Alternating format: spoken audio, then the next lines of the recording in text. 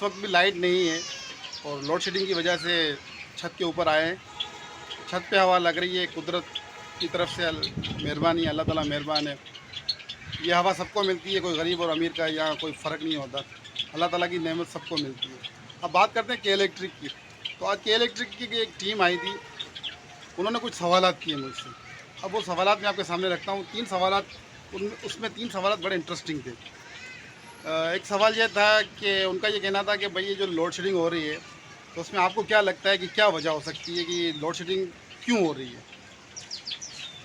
अच्छा, दूसरा जो इन्होंने एक सवाल किया कि भाई अगर आपका ज़्यादा बिल आता है, बिजली का बिल ज़्यादा आता है, तो क्या बिजली का बिल भरने के लिए आप अपने जो घरेलू खर्चा है उसको आप कम करते हो? और तीसरा सवाल ये था कि अगर आपको के इलेक्ट्रिक से कोई शिकायत करने का मौका मिले तो आप क्या शिकायत करोगे? अब इन 3 सवालों का जवाब मैंने इनको दिया। अब आप ये फ़ैसला करें कि मैंने जवाब सही दिया या गलत दिया, या कमेंट्स में बताइएगा।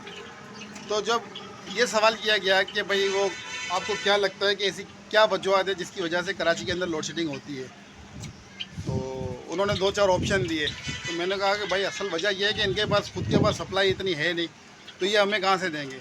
अब हमने खुद एक वीडियो देखी है जिसके अंदर जो के इलेक्ट्रिक का हेड ऑफिस है, उसके ऊपर सोलर पैनल लगे हुए हैं। तो जब ये खुद अपने आप को पूरी बिजली नहीं दे सकते तो हमें ये कहाँ से देंगे? सीधी सी बात है। और दूसरी बात ये है कि इन्होंने कहा कि भाई क्या जब हमारा बिल जब आता है, बिजली का ज़्यादा बिल आ जाता है, तो क्या आप उसको भरने के लिए क्या अपने घरेलू खर्चों को कम करते हो? तो मैंने कहा कि नहीं भाई, ऐसा नहीं है। हम अपने घरेलू खर्चों को कम नहीं करते, क्योंकि वो तो लाजमी और उनको पूरा करना है।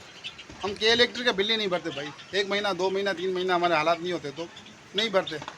तो उन्होंने, उनका जो तीसरा सवाल था कि अगर आपको कभी मौका मिलता है कि के इलेक्ट्रिक के ख़िलाफ़ कोई शिकायत दर्ज कराएं तो आप क्या करोगे? तो मैंने उनको कहा कि भाई आपके जो बिल के अंदर टैक्सेस लगे आते हैं 50 किस्म के, उसकी वजह से बिल बहुत ओवर हो जाता है और जो गरीब की रेंज से बहुत बाहर चला जाता है।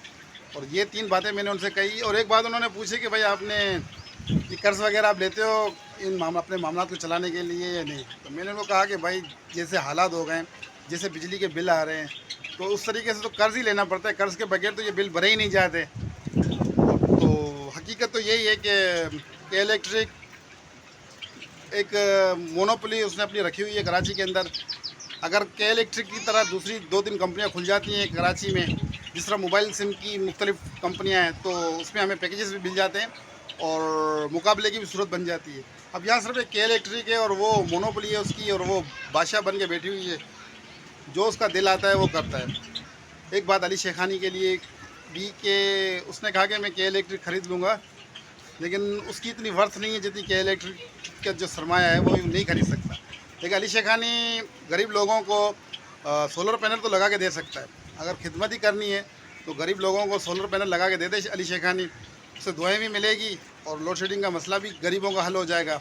तो जो करने वाले काम है अगर अली शेखानी वो करेगा तो इंशाल्लाह अल्लाह ताला उनको इज़्ज़त भी देगा। तो दोस्तों, अगर आपको वीडियो अच्छी लगी हो तो शेयर ज़रूर कर दीजिएगा। शुक्रिया।